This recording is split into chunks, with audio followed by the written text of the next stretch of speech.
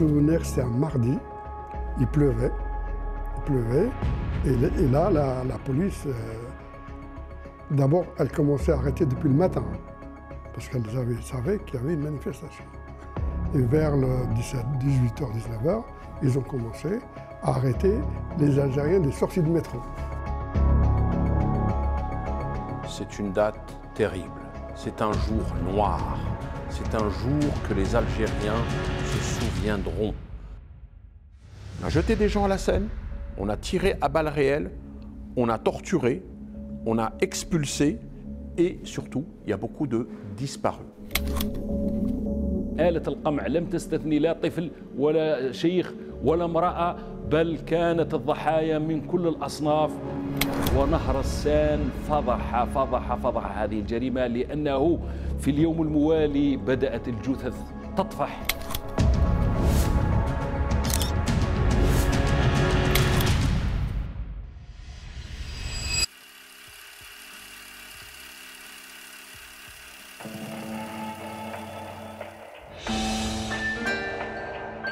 دعت جبهة التحرير الوطني إلى مظاهرة سلمية في شوارع باريس للمطالبة باستقلال الجزائر وإنهاء حظر التجول المفروض العنصري على الجزائريين المسلمين منذ 5 أكتوبر تشرين الأول. وقد جاء في بيان لشرطة باريس في ذلك الوقت حث العمال المسلمين الجزائريين على الامتناع عن التجول ليلا في شوارع باريس وضواحيها، خاصة من الساعة 8:30 مساء وحتى الساعة 5:30 صباحا. Le 5 octobre 1961, il y a eu Maurice Papon, qui était le préfet de police de Paris. Et ce monsieur, c'était aussi le préfet de Constantine en Algérie durant la période coloniale. Et donc il a été appelé en France ici pour justement gérer les Algériens de France et de Paris. Le préfet Maurice Papon va mettre en place ce couvre-feu discriminatoire contre les seuls supposés algériens le 5 octobre 1961. Et ça va être intolérable pour les Algériens de France. C'est vécu comme une humiliation, c'est vécu comme quelque chose d'intolérable, c'est pas possible, c'est du racisme. Eh bien nous, on va organiser une manifestation pacifique à Paris le 17 octobre 1961 contre ce couvre-feu discriminatoire, mais aussi pour l'indépendance de l'Algérie. La Fédération de France du FLN les appelle à sortir néanmoins dans la rue, tout simplement, sans crier, sans avoir sur eux une quelconque arme ou objet pouvant servir d'arme, couteau ou quoi que ce soit. Donc les gens étaient désarmés, ils s'étaient habillés avec leurs plus beaux habits, les habits du dimanche, comme on dit, avec le costume, la cravate, etc., les belles robes pour les femmes.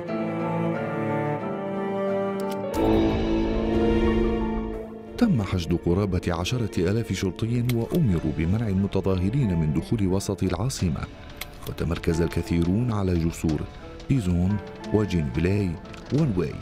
وقد شارك في هذه المظاهرة ما بين 20,000 و30,000 جزائري، وبناء على أوامر صادرة من رئيس شرطة باريس آنذاك موريس بابون، تدخلت الشرطة بقوة في قمع المتظاهرين، وقتلت العشرات منهم عمدا في الشوارع ومحطات مترو الأنفاق، وألقت بعدد من المصابين من الجسور في نهر السين، ما أدى إلى مقتلهم، وهو ما بات يعرف بعد ذلك بمجزرة باريس عام 1961.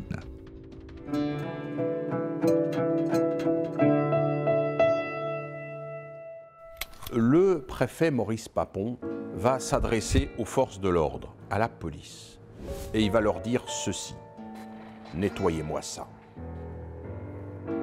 Et à la police, à l'époque, il ne faut pas leur dire deux fois ce genre de choses. Pourquoi? Parce que la police, d'abord, elle est marquée par la guerre d'Algérie. Beaucoup d'entre eux sont déjà partis au front.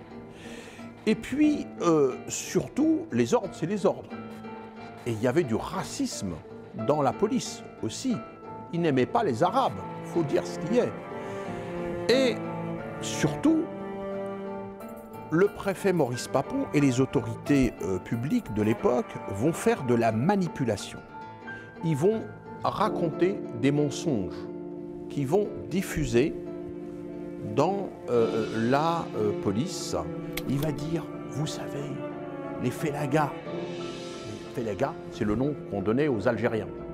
Les félagas ont tué des policiers dans la rue. Ils ont blessé gravement des policiers français.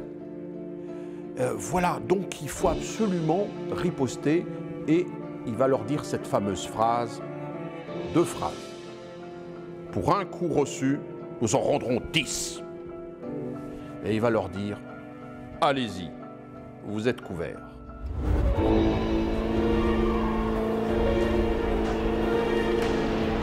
Et ils ont commencé effectivement à massacrer.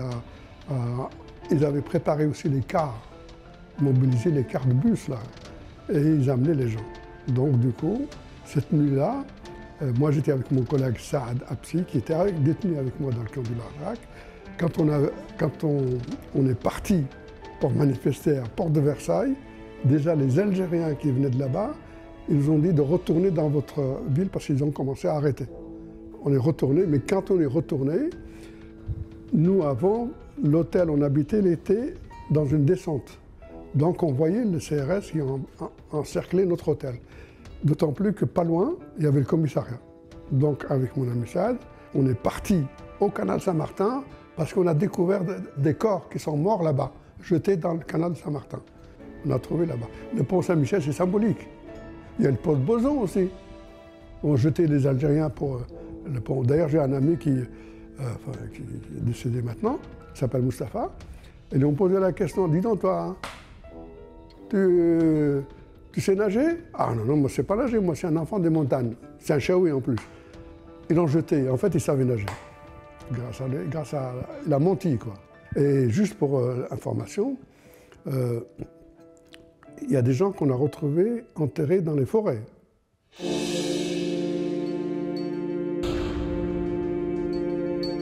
Ils pensaient que ils attireraient l'opinion publique.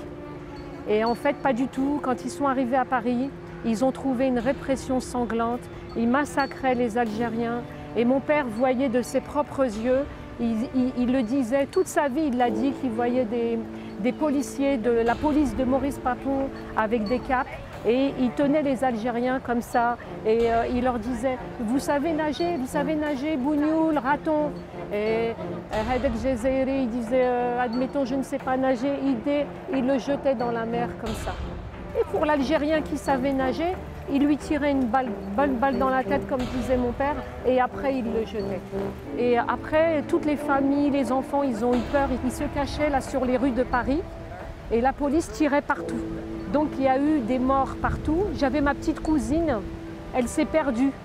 Toute la nuit, ils l'ont cherchée partout et le lendemain, ils l'ont retrouvée dans une famille algérienne. Ils l'avaient cachée parce qu'il y avait une solidarité entre Algériens. Voilà. Et donc ce jour, d'ailleurs, en parlant des enfants, il y a une petite fille qui s'appelle Fatima Bédar. C'est la plus jeune tuée. Elle avait 15 ans. Et son papa, il l'a retrouvée dans la morgue un mois après. Elle était noyée elle aussi. Et elle avait des longues tresses noires et incartables. Et c'est comme ça que son papa, il l'a reconnue.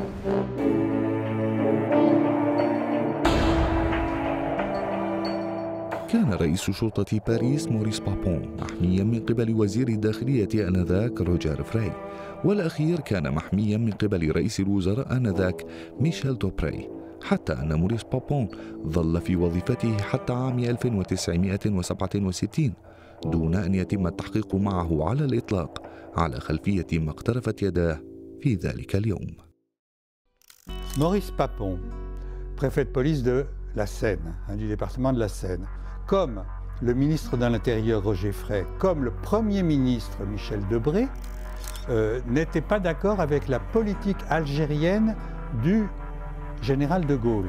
Il ne voulait pas d'une indépendance transférée au FLN algérien.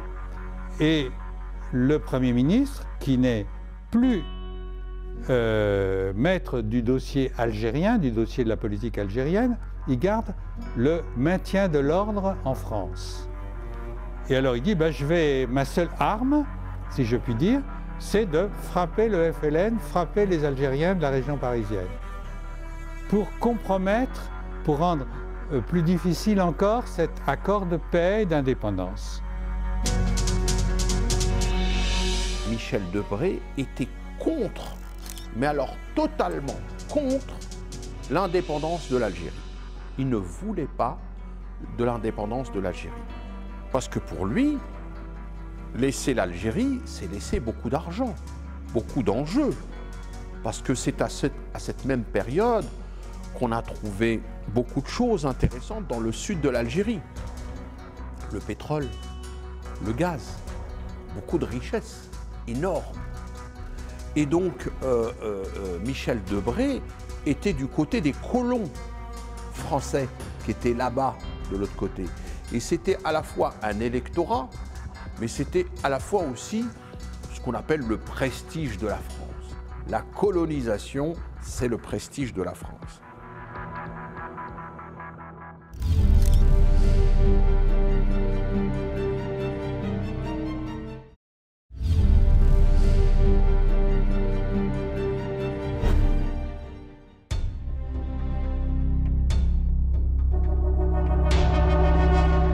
لم يحدد رسميا عدد قتلى الاحتجاج الذي أسفر عن إصابة آلاف الأشخاص واعتقال قرابة 14,000 شخص، إلا أن شهود المجزرة ومصادر مستقلة ذكرت أن أكثر من 300 جزائري قتلوا على يد الشرطة الفرنسية.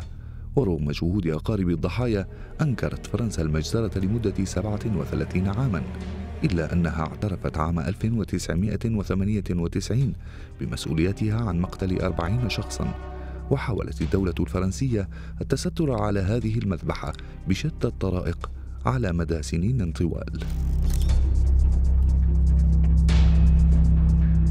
هذه الجريمة في الحقيقة تم ردمها منذ البداية، فالتحقيقات لم تكن في المستوى رغم أنه فتحت تحقيقات وأفراد الشرطة اعترفوا بهذه الجريمة. حتى الضحايا يقال بأنه هناك 3 ضحايا وضحية ماتت بسكتة قلبية، يعني حتى الضحايا لم تكن، حتى العدد تم إخفاؤه.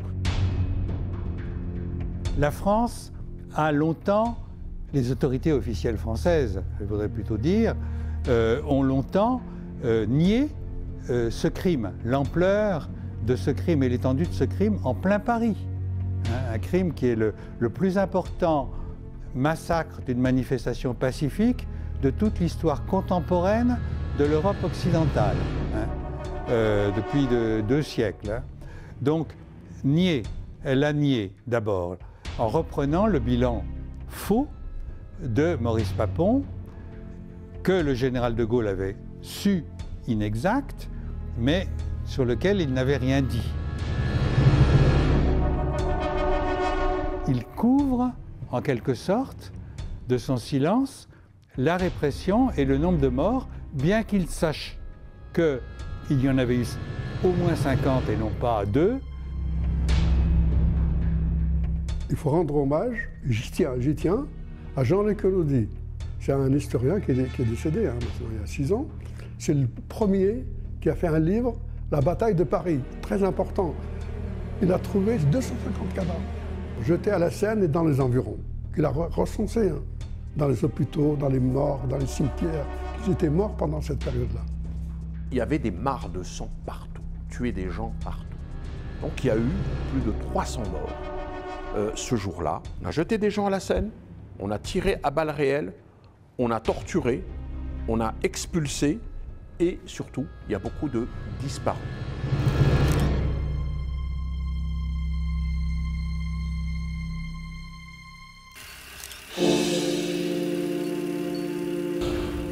لطالما كان الحديث عن المجزرة من المحرمات في فرنسا، ورغم ذلك بقي بعض السياسيين الناشطين الفرنسيين يكافحون بالضغط على الحكومة على غرار ما قام به عمدة باريس الاشتراكي بريتراند ديانوي بوضعه لوحة تأبين على جسر سان ميشيل على نهر السين أحد الأماكن التي وقعت فيها المجزرة، تخليدا لذكرى أولئك الذين فقدوا حياتهم، في حين لا تزال فرنسا لا تعترف بالمذبحة على أنها جريمة دولة.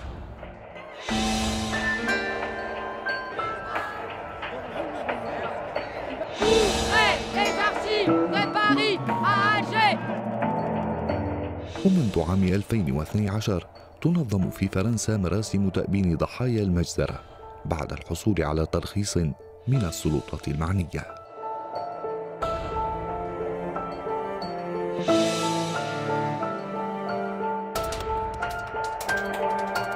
الاعتراف أتى في 1998 عندما السلطات الفرنسية بدأ يتم إحراجها من طرف المؤرخين الفرنسيين والكثير من الاعترافات من ضباط الشرطة ومن الشرطة الفرنسية بدأوا تحرك الضمير الإنساني فيهم وبدأوا يعترفون بأنهم ارتكبوا جريمة، بدأ الحديث على أن هناك حقيقة هناك جريمة ارتكبت في 17 أكتوبر في حق هذا الشعب.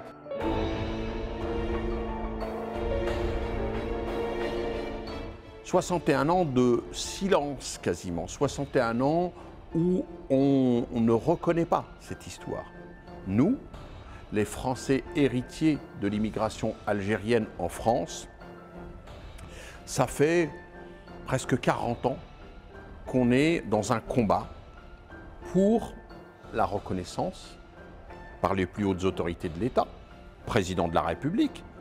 Donc on l'avait demandé à M. François Hollande, déjà en son temps, en 2012.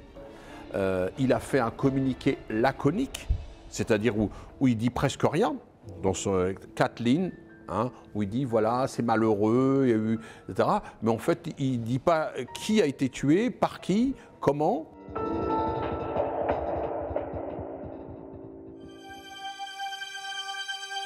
في الذكرى السنوية 60 للمجزرة وجهت دعوات عديدة للرئيس الفرنسي إيمانويل ماكرون لقبول مسؤولية فرنسا عن هذه المجزرة. Le président Macron a fait un peu plus. Il n'a pas fait de déclaration, mais il a mis des fleurs au pont de Bezons, qui était l'un des points de passage des Algériens de la banlieue, et c'était un des points de meurtre et de noyade aussi important, puisque c'est un des ponts de la Seine que les manifestants, que les Algériens devaient franchir. Donc il a été déposer des fleurs, sans rien dire et sans parler d'un crime d'État, ce qui est pourtant le cas, puisque comme des hauts personnages de l'État ont commis ce crime et le chef de l'État lui-même a choisi de se taire, on peut comprendre pourquoi il s'est tu, dans la situation dans laquelle il était. Mais enfin, il s'est tu. Donc, en se taisant, il a couvert le mensonge. Il a validé le mensonge. Et donc, c'est un crime d'État. Emmanuel Macron ne l'a pas dit. Les révélations récentes d'un journaliste de Mediapart obligeraient le président Macron à en dire davantage. C'est ce que certains, en particulier le documentariste Mehdi Lalaoui, a dit aussi dans un entretien à Mediapart il y a quelques jours, en disant « il doit parler, le président de la République doit parler, doit en dire davantage, doit s'exprimer alors qu'il n'a fait que déposer des fleurs ». C'est un peu mystérieux comme geste s'il n'est pas expliqué. Et maintenant, il doit s'expliquer sur ce crime d'État. Malheureusement, ce jour-là, M. Macron a fait un demi-pas. Il n'a pas fait un grand pas entier. Et c'est dommage, parce qu'il a dit quoi? Au fond, il a dit c'est grave ce qui s'est passé, il y a eu la France à sa responsabilité, etc. Mais il a nommé personne. Le seul qu'il a nommé, c'est le préfet.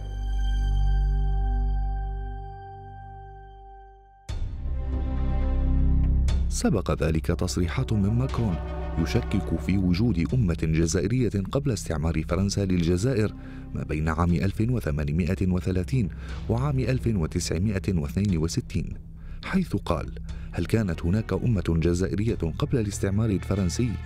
علاوة على ذلك، اتهم السلطات الجزائرية بالحقد على فرنسا.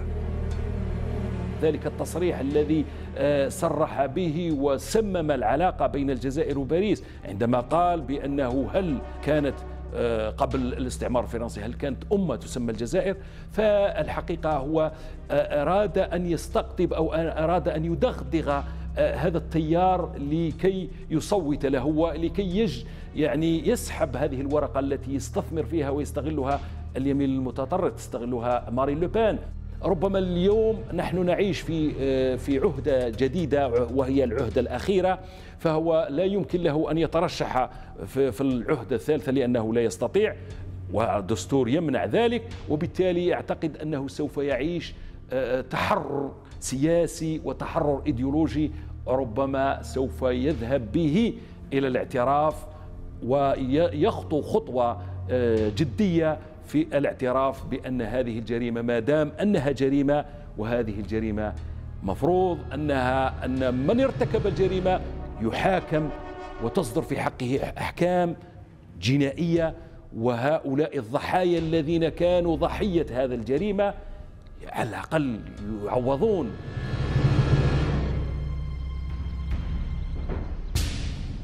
أتى اعتراف ماكرون بجرائم الاستعمار في سياق التوتر المتزايد بين فرنسا والجزائر، وقد نشأ الجدل حول الهدف من حفل كان قد أقامه يوم 19 من مارس من عام 2022 في الذكرى 60 لوقف إطلاق النار بين الطرفين.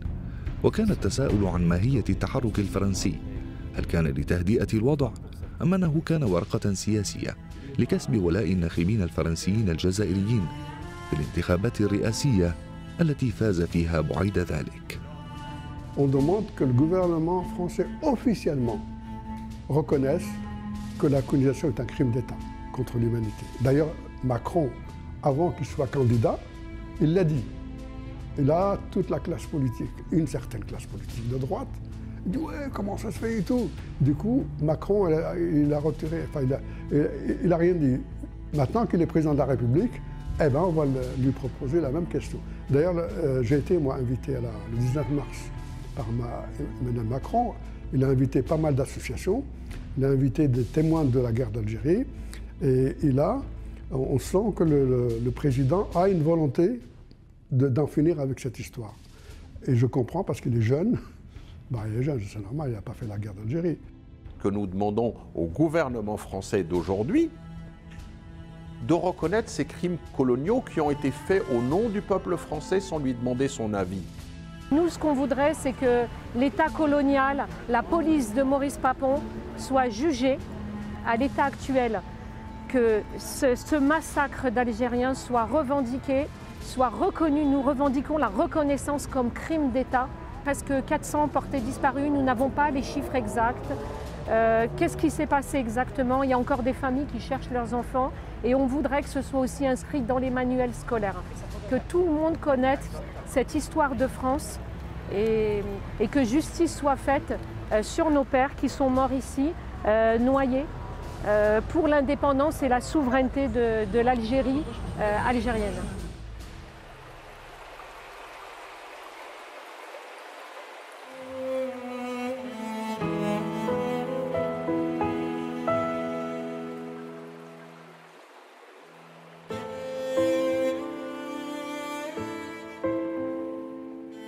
مجزرة 17 من أكتوبر عام 1961 إن هي إلا إحدى أفظع الجرائم التي ارتكبها القادة الفرنسيون آنذاك، لتكون بذلك صفحة سوداء في كتاب ذاكرة مصبوغ باللون الأحمر.